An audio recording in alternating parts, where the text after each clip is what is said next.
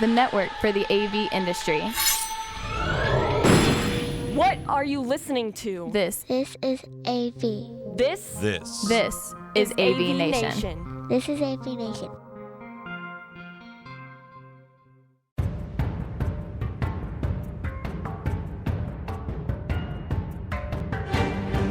Hello and welcome to this month's episode of Women in AV podcast. My name is Erica Carroll, and with me today is my lovely co-host Jennifer Goodyear. Hey, Jennifer. Hello, how you doing? I'm doing well. I'm going to let Jennifer introduce our guests. Yeah, for once I have someone with me right now, our special guest, Bradford Ben. Bradford, tell us a little bit about yourself. Well, I was born very young and then grew up a little bit, and I've been working in the theme park and audio industry and video, etc., for 30 years at this point.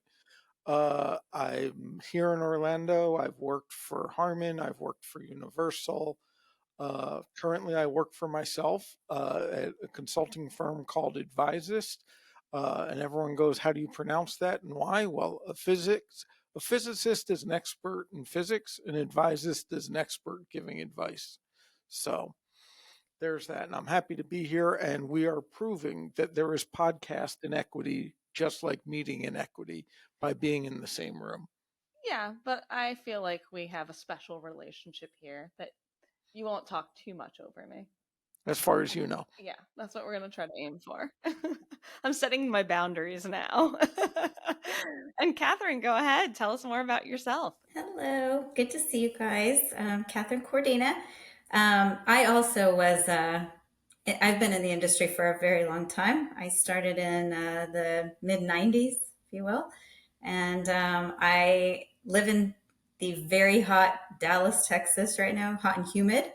And I work for Sound Control Technologies. Very cool. Well, we wanted to specifically this episode talk to some industry experts and just see how the industry has changed. We've talked about the now a lot with our subjects. And since Bradford's known me since I was in diapers, I thought maybe he would be a good person to have on. And Catherine's been in the industry a long time and she's worked in different fields, so she can give us different perspectives. So Erica, would you like to start with our first topic? Oh, man.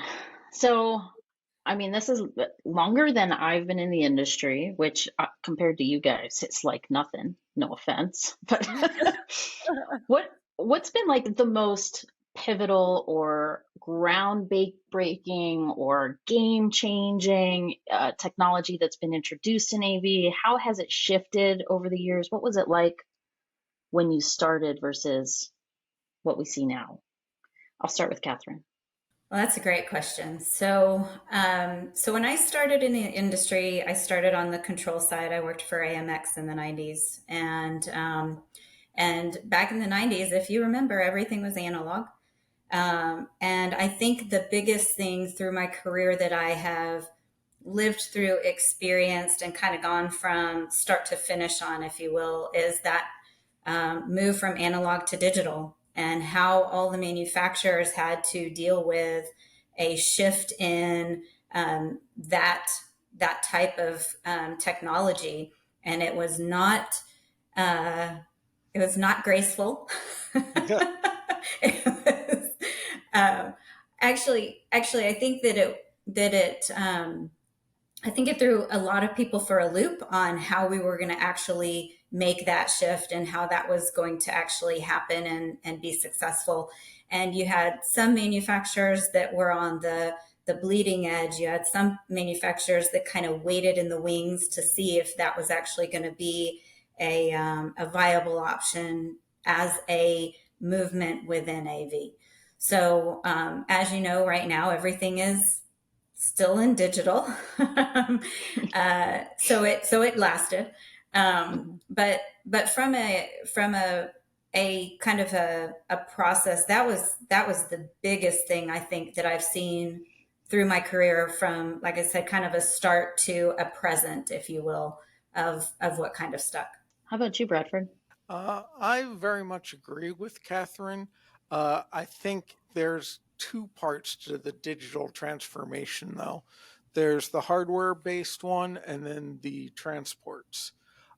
So, for instance, I remember when crossovers were resistors and capacitors and inductors, and you had to adjust them with that knob on the front, and there were more phase shifts, and then digital started coming in and replacing that, and everything started going that way. And it still cracks me up that there are companies called Analog Way and Analog Devices that make digital chips, but that's neither here nor there. Name recognition. Exactly. Uh, but I think that's been a big change because it's changed the way systems are designed as it went to digital, because more things could be done. Such as, oh, I want to put in a 31 band EQ instead of a 16 band EQ. It's just a software change, and you could tweak more finely than you could with analog. And then the other is obviously the digital transformation of first CobraNet and now Dante, of just how much the Yeah. infrastructure changes were.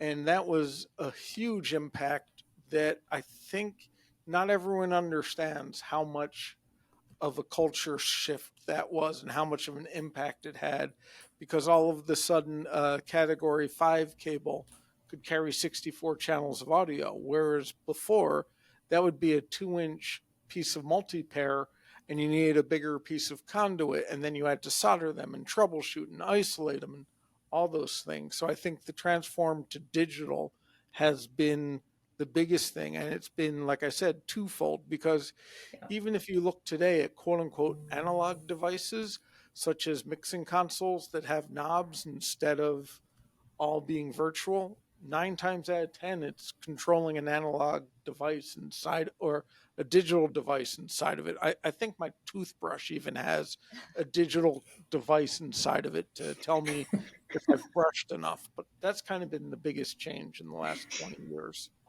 Yeah. And Totally agree. when the industry had to basically say, everyone, this is chaos, we need to have some control here, and switched over to AES 67, did that make a big change for everyone? Did everyone jump on board, or they kind of had to? I just hear stories basically. So, from my point of view, AES 67 is more of interoperability transport than control, because of its, I don't want to say an open source version of Dante, but it uses a lot of the same protocols. It's what people thought Ethernet AVB, now TSN, time sensitive networking, is. Mm-hmm. So a lot of companies did okay, it's an open standard just like AES3 was. We don't have to pay licensing, etc. So that was a big change. But then still, a lot of companies, for various business reasons, no, we're going to use our protocol. You look at QLAN, it's their protocol. You look at Harman and BlueLink, it's their protocol. Yamaha and Tascam have protocols. There's advantages to that and disadvantages. I think the other thing is looking at it from a straight control point of view. Going to TCP/IP from RS-232 became a huge bonus, but no one agreed on how it's supposed to work. There are various protocols ranging from, it used to be AES 192 to OSC for open sound control, that would allow you, in theory, to do all of this control. But I think, as we all know, with AMX and Crestron and QSYS, and I can list many more, Control 4, that's never actually happened. And I think the marketplace hasn't asked for it enough yet.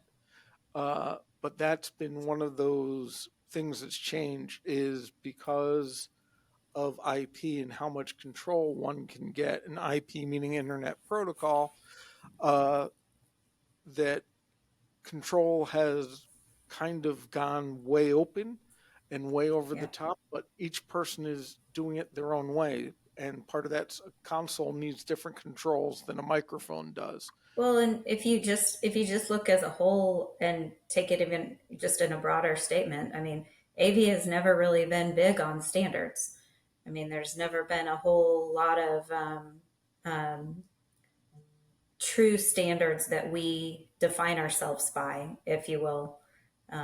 So that just kind of tags on to what you were saying as far as, how things flow. So Specifically for technology adherence, and it's there's a lot of standardized protocols out there that are not as widely adopted, like HDBaseT. If that was a standard that everybody went by, we'd have a lot more interoperability as well. I have a question for you, Catherine, now, because we worked at a particular signal distribution and control manufacturer together. We did. And when I came into the industry just over a decade ago, I had to learn what RS-232 was, because that was way before my time, but it was still very prevalent here. And where we worked, we used like our RS-232 over IP. Do you see RS-232 as an antiquated language / technology? Do you see it sticking around? That's a great question. It is right now. Yeah, it's never going away. If it's not broke, don't fix it. It's the cockroach of the control industry. Jennifer, that's a good way to say it. That's a great question though, but right now, I think it's around for a bit. Can I piggyback on that and ask what other technology? So there's been so many technologies introduced. Bradford and I were just talking about this, that with the CTS books, how are they going to come out with new books every 3 months when there's new technology constantly being thrown into our industry? Is there a technology that has come out recently that you think is here for good? Okay, so this gets kind of rough to my heart on this, but as much as it's unregulated and whatnot right now, I think the technology of AI is not going to go away. I personally am a little afraid of it in a lot of regards, but I think that technology is here to stay, and I also think that VR, virtual reality, is here to stay. I don't think it's going to be a fad. I think there's a lot of really cool use cases for something like virtual reality, and there are some cool use cases for AI.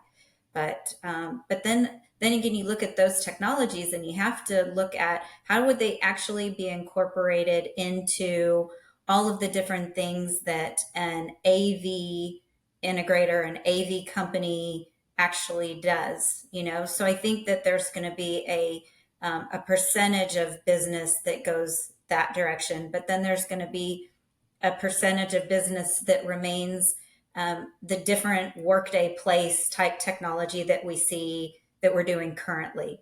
The way that we do things changes, and we see it change based upon different cool things, but you have to really look at use case scenarios for those types of technologies, in whether it's a standard boardroom or are you doing something else within training facilities or something like that. I think, those technologies have their places, but I think I kind of think they're going to stick around. How about you, Bradford? I mean, if I were to ask you about AI, I think it needs to be at the bar. So we have 3 hours for you to tell me your opinion. Oh, I want to be at that bar. Yeah. I'm sure you have an opinion on it, but what technology do you think is here to stay?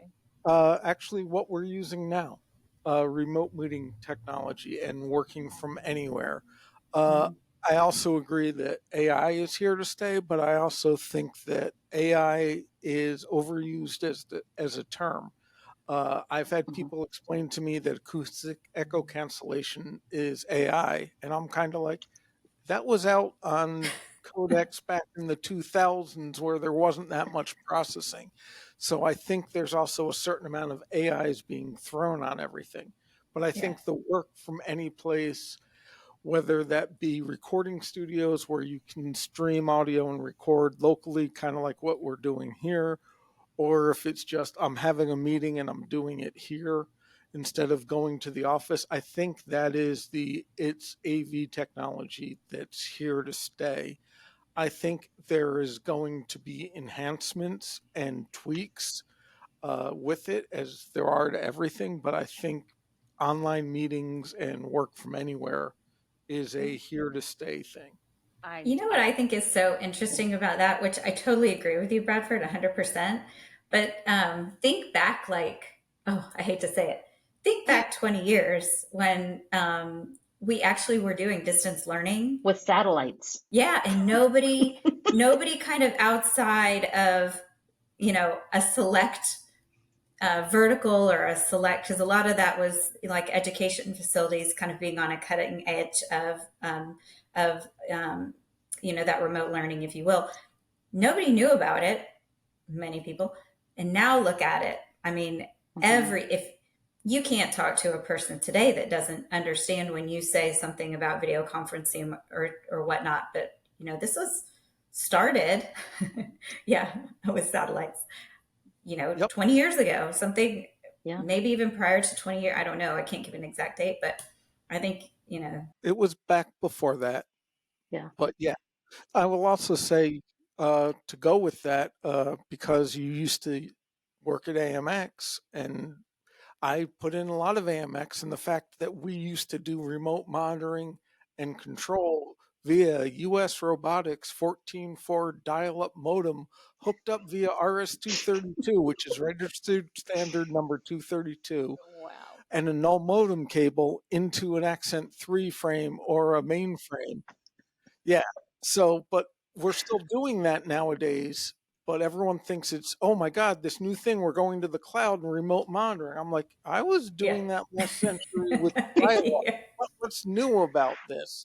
You bring up an interesting point, because one thing I thought about my experience, again, shorter time frame, something that's been a big differentiator. When I started, I was at Digital Projection, which was like, home cinema for the elite, basically. And something I have seen more and more recently is how easy it is for the average person to control their homes and program with easy, IoT devices. And that was traditionally really reserved for the rich. So I feel like it's part of this transformative, switch of things that everybody used to do in the past was a lot more difficult and complicated and paid for that expertise. And now anybody can do it. Yeah, there was a horror. Remember, Erica? There was like a horror film when we were growing up about a smart house, and they were stuck. Oh, it like locked them in. Yeah, yeah. And now that would not be a horror film, because everyone has that, and they would know how to get out. Right. And I do think that's an interesting point, because it's one of my pet peeves that I yell at the kids with to get off my lawn, or I'll beat them with my cane, is that it's become easy. So a lot of the fundamentals are getting lost, in my opinion, of the how do you find a ground loop? And people are like, why would you get a ground loop? Well, you can still get it for this, this, and this. Or how do I terminate an RJ45 connector, or how do I test this? A lot of those, I just plug in a microphone and it works, kind of has lost some of the things that add value for integrators and for designers of the, okay, this works, but this is a better solution, and here's why. Well, kind of just take the analogy of back with records versus CDs versus digital music. I mean, there's nothing like a record on a record machine from a sound perspective, right? And they're great. I mean, I wish I had one. But, well, you can buy them again now. So you can. So, and there's popping up everywhere. That's like technology. That's stuff coming back. I mean, it's heartbreaking when has anyone? Sorry, I'm segueing all over the place, but has anyone seen the BlackBerry movie that came out about? Okay, so it's about the BlackBerry. I've heard great things about it. It's amazing. I watched it over the weekend. Watch it immediately. It's got great reviews. It was really, really good. I loved my BlackBerry. I was obsessed. And I really struggled having to switch. Now I obviously love my iPhone, but is there any technology from an AV standpoint that you've either been heartbroken to watch leave, or would be heartbroken if it left? That's an interesting question. So again, back to like when I was at digital projection, at the time, people were like, "Oh, projection's going to die. Displays are getting bigger."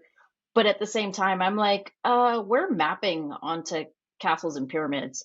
You can't do that with a display." So I would say for me, the things that I'm seeing go away that I very much miss uh, are analog multiple controls on a device, because there can be a 5-band parametric EQ that's digital and sounds great and has great phase response and 132 dB dynamic range and this and that. But just being able to go over and turn the knobs and tweak it till it squeaks is something I miss, because I think that loses a lot of the control you have and a lot of the spontaneity and a lot of the art, because now it's, let me open up my software, go to 7 layers deep. Even if you're working on a console, it's going to have a little screen that you have to adjust everything through. And that's one of those technologies that I miss it, not because it was analog, but because the interface was better. Yeah. That's your version of losing the BlackBerry clicking that everyone was addicted to. It's pretty close. It's the whole going from a hard keyboard to a virtual keyboard that broke everyone on the iPhone. Yeah, absolutely. I was going to say, on the other side of that, what are you excited to see in the future? Where do you think we're going to go 10 or 20 years from now? I think that things are going to continue down the path with, obviously, with video conferencing. I don't think that's ever going to go away. I think that if you start looking at all the go back to the Jetsons cartoons and go back to the Simpsons, they can totally predict what's coming. But I do think that that's going to be something that continues. Although I believe, just based on some things that I've read and whatnot, that offices are not going to go away.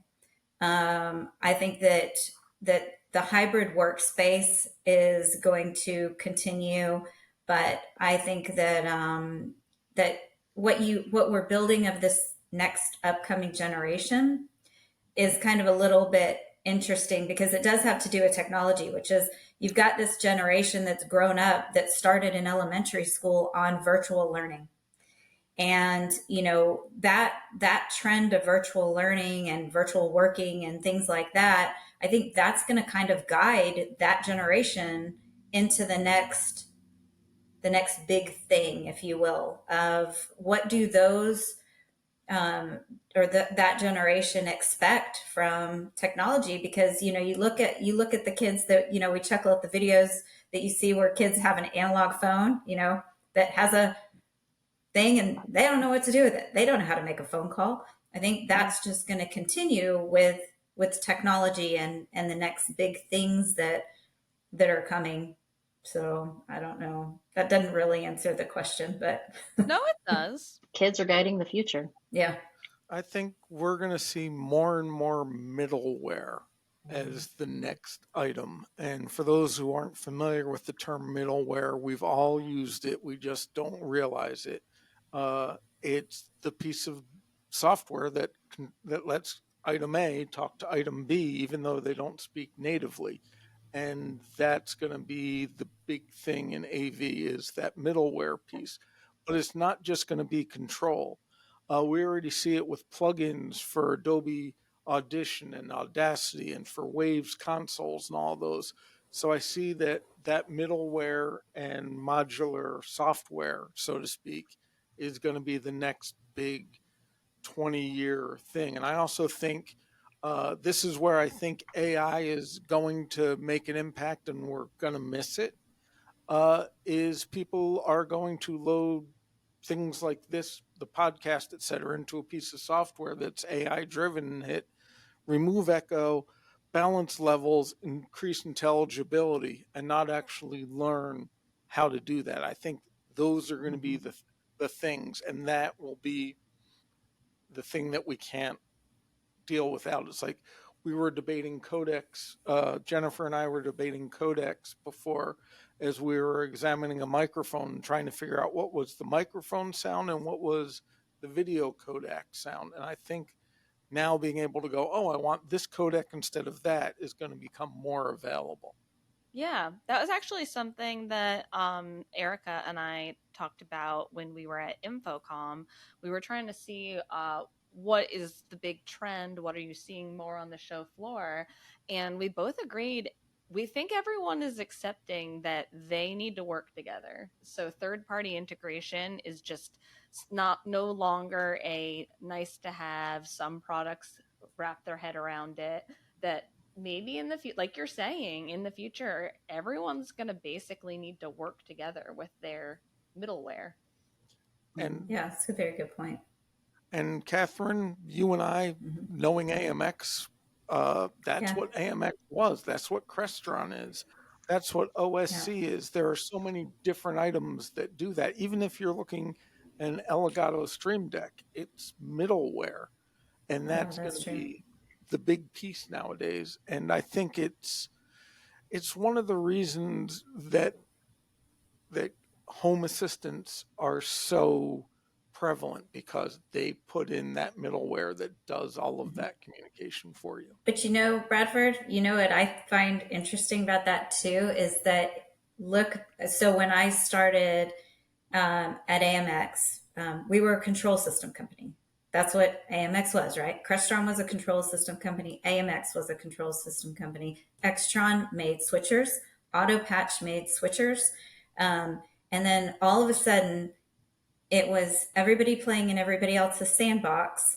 AMX bought Autopatch. Crestron designed their own switching system, whatever, but they started playing in their own sandbox, and they wanted everybody to only work with their products, right? So I feel like we've gone from separate everything to everybody has to work with other manufacturers to, hey, let's just work with us. And we're splitting back out to, we've got to be able to work with everybody. So I feel like we've kind of come somewhat full circle to, we're back to, okay, we've got to be able to work with other manufacturers, and everybody needs to kind of work together. You may offer product lines within other people's sandbox, if you will, which now there's just beach. There is no sandbox, it's all just beach. There is no sandbox. I like that. Yeah, but manufacturers are realizing that they do have to go back to being able to work with having their products talk to other manufacturers' products.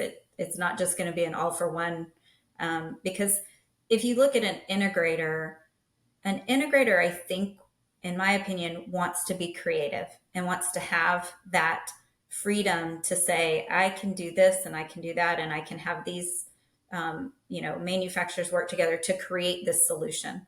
And that's the solution that our customer wants, right? And if the freedom is not there to integrate, I mean, what does the word integrate mean? I mean, it kind of gives you the thought process that that's going to be created for an ultimate solution, whether it's one manufacturer or 40 manufacturers that are all talking together. So I think we've come full circle. I agree with you, and I think I'm not going to say human nature. I think the better phrase is business nature. Of the manufacturers want you to buy their entire product family, so they make it work together. And until that's either broken or made successful, people are going to keep doing this. And I honestly think it's never going to be made successful, because there's too many variables. It's like, tell me which one speaker you're going to use for every project. Yeah. Something that Jen and I like to ask everybody is how you got into AV. And I really like asking this, because now when we're talking to people that are just entering the industry, it's their first 5 years. Some of them are actually finding their way in because if I have a friend of mine that's in the industry, they graduated from wholesale and wanted to do AV. They didn't just fall into it. But I'm assuming 15, 20 years ago, there's no path. You just fall in. What happened to you? How'd you get here? I actually studied technical theater, specializing in lighting and sound design in college. I was actually even recruited for it. So I've been interested in AV and technology, literally, I can remember getting a Panasonic plastic cassette deck when I was 5 and playing with the cassette and making it make weird sounds. So I didn't have a choice. You were always I here. was always, but it was one of those things where, though, in the 80s, it was theater or it was music production. There wasn't integration as a known thing. And then I happened to come down to Florida and got a job working in theme parks, and the rest, as they say, is history. But that's honestly how I got here. Was I toured rock and roll. I used to mix at various events. It's what I've been doing since I was 6, 5 or 6. It's just, that's it. It's like some people say it's my calling. Okay, it's my calling. I see that. I 100% believe that. Knowing anyone that talks to you for, I think, 5 minutes, because this is the AV unicorn. He's always meant to do this. Yeah, and it sounds funny. It's what I do. That's it. Now, can I turn it off at night and just watch a movie? No, I have to go to certain movie theaters. But it's one of those things of, it's just what I've been doing forever. And it started as I enjoyed doing it in high school, got recruited in college, and then found a successful career path.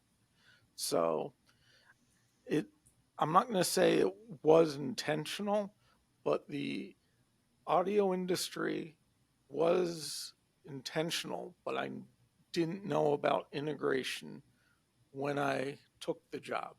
Gotcha. How about you, Catherine? That's the exact same story I have. Just kidding. No, I fell into it. I tripped. I fell. I tried to get away. It didn't happen. But my dad was a manufacturer's rep for components, for board level components, and he repped a line called Phoenix Contact, and he used to sell AMX every single Phoenix connector that they bought back in the day. And I graduated from college, and he said, "Time to get a job. There's this really cool company that I call on, and they're a technology company, and you should go talk to them." And in wonderful dad fashion, we did my resume together, and he delivered my resume to AMX. And after some fun interviews and with Scott Miller at the time, the culture was there.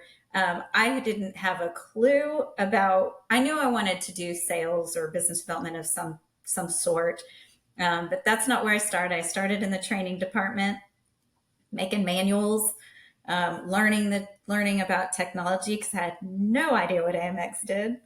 And really, really happy that it found me, because it's been a fun ride. It's not over yet. It's been a fun ride. And I love the fact that there's just so many amazing people in this industry. And I'm happy that we're, promoting finding new people in our industry, because I think that so many people trip and fall and, run into it, that I feel like we're growing up.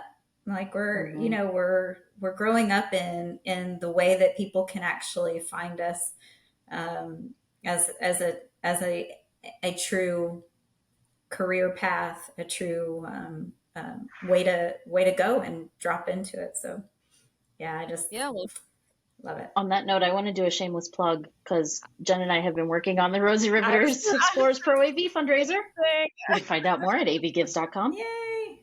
Last year, you and Kelly Perkins hosted the Dallas events. Now, first, I also want to say last year, Bradford was our elite sponsor with Advisist, and thank you so much for that and your continued efforts. In Dallas, we were able to provide kits for elementary schools, and y'all went in there and you actually did a career day and you were able to talk to the kids and do an assembly. And we're actually exposing AV as a career to elementary age children. Yeah. That to me is like blowing my mind. Yeah. Kelly and I had the best time doing that. She and I raised, for Rosie Riveters, I think we raised like $3,500 for that. It provided 250 kits. I think one of the cool things that I don't even know if I told you guys this, but we were in a classroom and a couple of the kids were like, "We have our bracelets." They're like, That's awesome. You remember? But yeah, it was amazing to be able to talk to them about AV and technology and you know, kind of looking at a classroom and saying, do you know that this is a true career that you can do? And you know, these were fifth graders and really smart fifth graders. One young girl actually said, "My dad's in that industry." We're like, "Who's your dad?" Yeah. That's how we know them. Yeah, it's a very high probability. But yeah, we're so pleased, and we want to do more of that. Kelly and I personally, because that's a big passion of ours as well. So yeah, I want to bring that actually full circle, is because Bradford was our title sponsor, our elite sponsor. It was a situation where I couldn't really get we couldn't really get anyone on board at first. It was all just personal sponsors. We weren't moving the needle at all. And Bradford was very passionate when he spoke to me on the phone. He's like, "This is important. This is so, so, so important. Like, we need to get grassroots. We need to get in there. We need to talk to these kids. We need to show these girls that this is an existing industry to begin with and that they belong here." And I was just really so moved and touched that he wanted to give so much and get us started. And it's really cool to see it come full circle that Catherine and Kelly went and spoke to these students and got them interested. Yeah. So you get to see it come full circle. Yeah. Thank you, Bradford. We appreciate it. Welcome. And of course, obviously, we got to talk about upcoming year and what excitement is going on. Yeah. So, yeah, it was very important to me, and still is, that we get people, even if they're not going to be in AV. I know horrors of horrors, but just the whole science, technology, engineering. I also believe in arts and math. You know, getting that all exposed to everyone, to me, is a huge thing. Getting people in AV, great. Getting them in science, great. There's too many underrepresented people around that have a lot of really smart things to add. And I want to try to make sure that they have their chance. And we love that. And I think that's going to change. I mean, I don't know if we have too much time left to talk about it. I know one of our topics was how the culture has changed. I can't speak to how the culture has changed, but from what these people on our call are doing, the culture will change. I really do see the future changing with what we're doing. I agree. Well, we are sort of at the top of our time here, so I would like to thank you both for joining us here today. Catherine Cordina, thank you, ma'am. Where can people find you? Thank you, guys. You can find me at soundcontrol.net or just on LinkedIn. I check the socials every now and then. But thank you for having me on. I appreciate it. It's good to see you guys. Absolutely. And Bradford, thank you for joining us. Yeah, thanks for letting me steal you. He wasn't even going to do this. He was in another room getting a demo, and I pulled him in here against his will. He's strong. He's really strong. It was difficult. She promised me beer afterwards. I did. So. Where can we find you? At Home State Brewing. Oh, sorry. Probably advisist.com, advisist.com, which is my company, or on LinkedIn, of course. And because this is an AVNation podcast, you might be able to find my company Twitter handle, lampooning Tim's Bears because certain things have to stay, even though I personally have dropped off of Twitter. Okay. That's a perfect way to end the show, I think. That's Well, thank you amazing. both so much for joining us. Yes, thank you both, and we hope you all have a great week.